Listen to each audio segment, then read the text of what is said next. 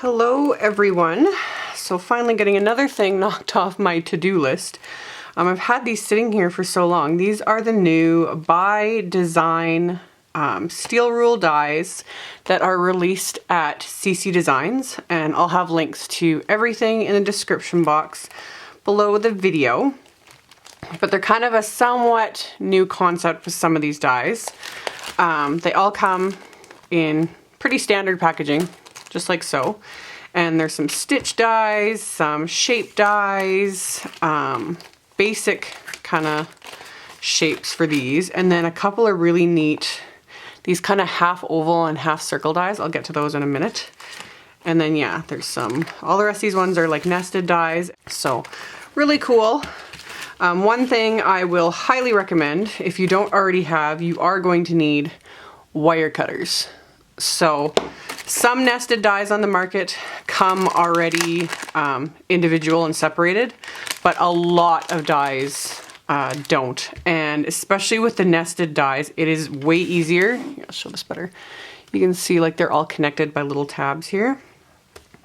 And wire cutters are the way to go. It's so much quicker and easier to just quickly snip all these little tabs so that you can separate and use your dies. And yeah, you definitely want wire cutters. I made the mistake of using my scissors when dies like this first came on the market, like however many years ago. And the manufacturers started doing them connected like this because it just saves you money.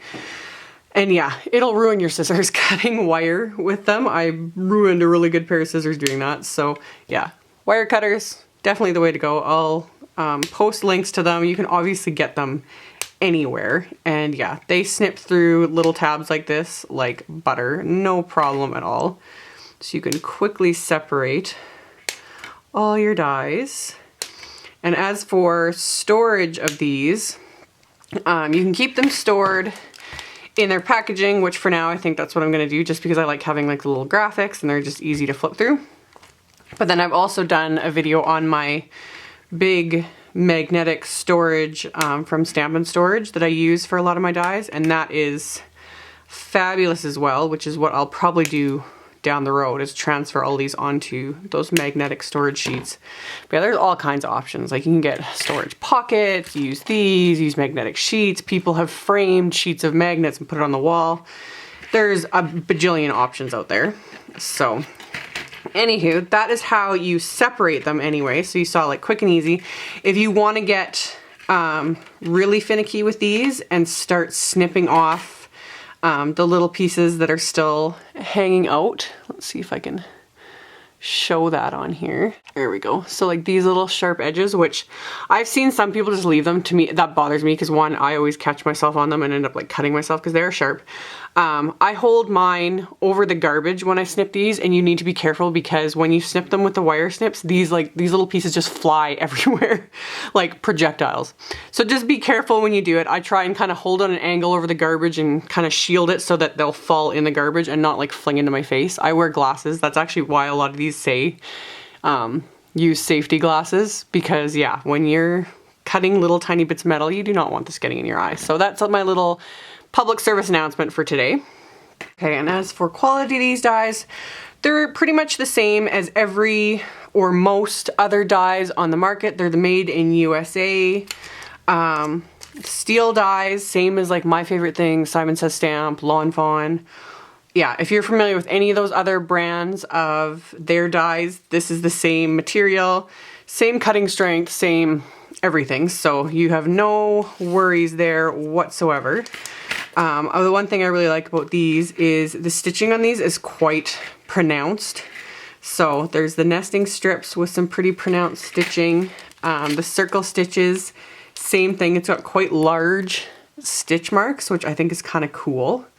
So they kind of graduate. The smallest one has like teeny little stitch marks, and then as the circles get bigger, the stitches get bigger, which I think is kind of unique. I haven't seen that on a lot of dies. Usually it's always the same size for every die, so I kind of like that actually changes with each die.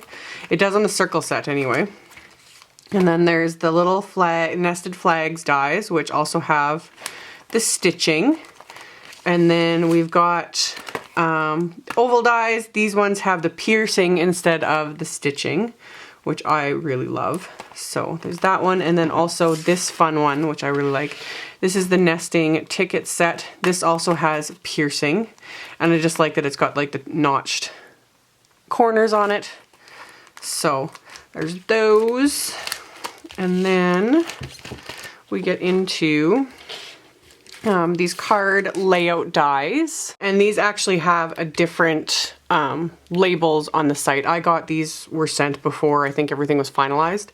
So this set is actually called the Stitch This die set, and this one is called the Stitched Brackets die set.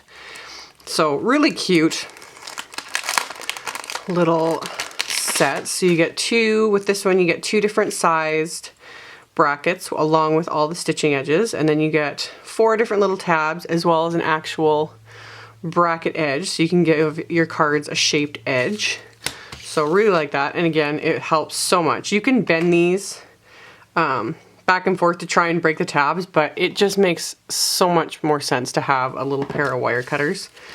So it just goes quicker and easier, and then yeah, you can remove those little tiny tabs so you don't have any sharp edges. And then this little set is the, Stitch This dies.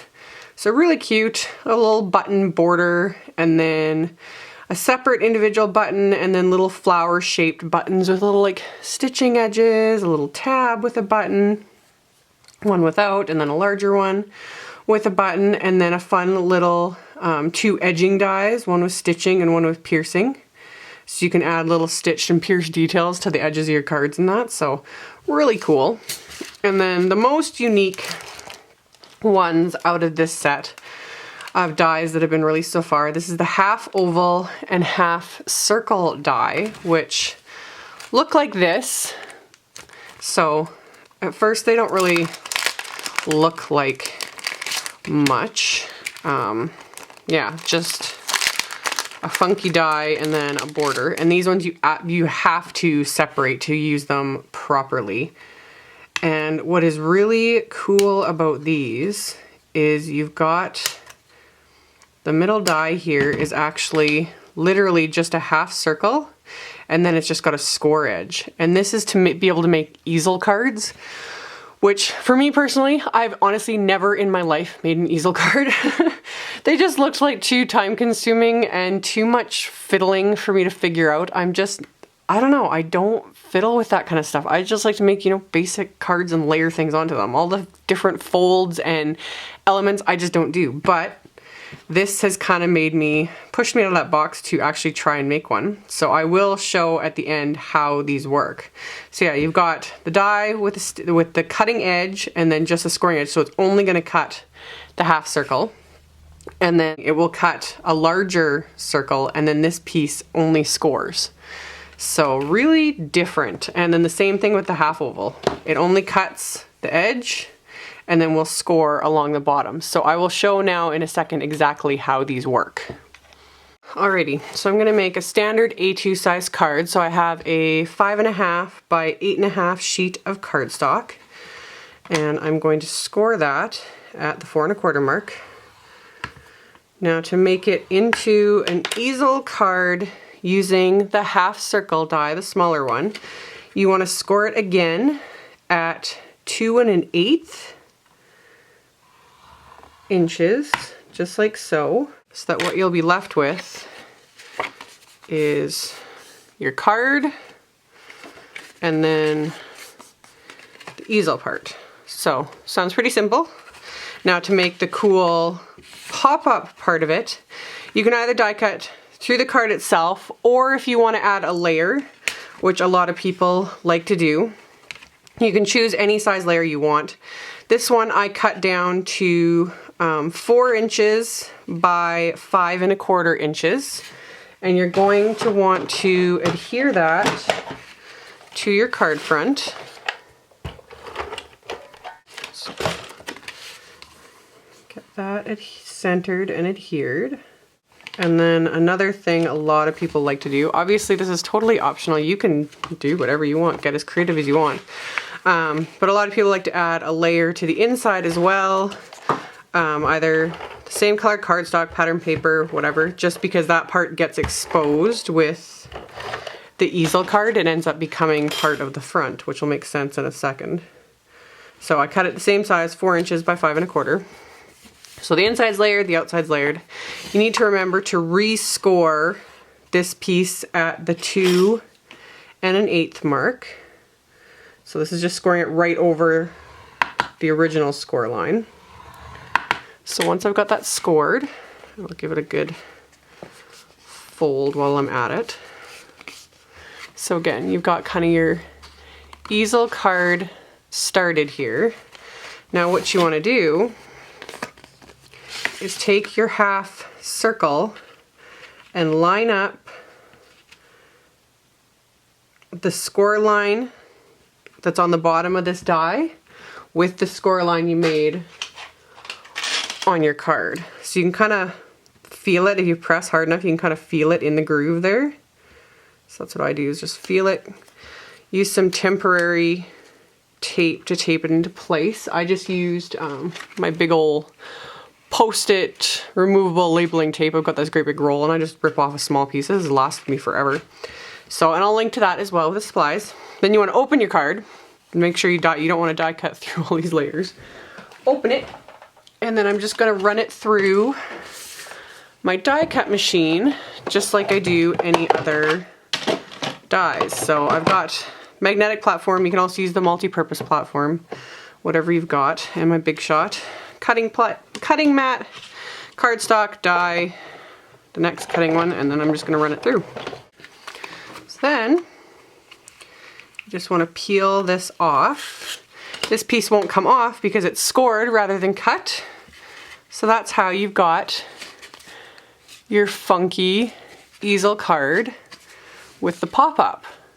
And then you can use the stitched circle dies, or the circle stitches. Find the one that's the right size, and you can have your image, you know, stamped and colored, whatever. You can adhere it to here, depending on the size of die cut you choose. It can be framed by this, or if you use, this is the second largest, so if you'd used the largest one, it'd be even bigger. But then yeah, it'll create a fun little, and then you can add another either strip of cardstock or some ribbon or something to give a stopper if you want the card to be like to stay, the easel to stay popped up, so it could be on display or anything like that.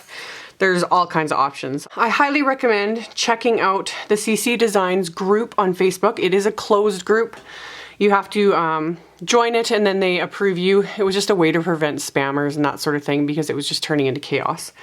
But yeah, there's a ton of members in the group now, and they share a whole bunch of ideas on using these dies. There's graphics and like step-by-step tutorials, plus the design team and all the stamps and things like that. Like, wealth of information on there. So again, I will link to that as well in the description box below if you're interested in checking it out. And then yeah, these are the new by Design dies. Thanks you guys so much for watching, and I will see you all in the next video. Bye.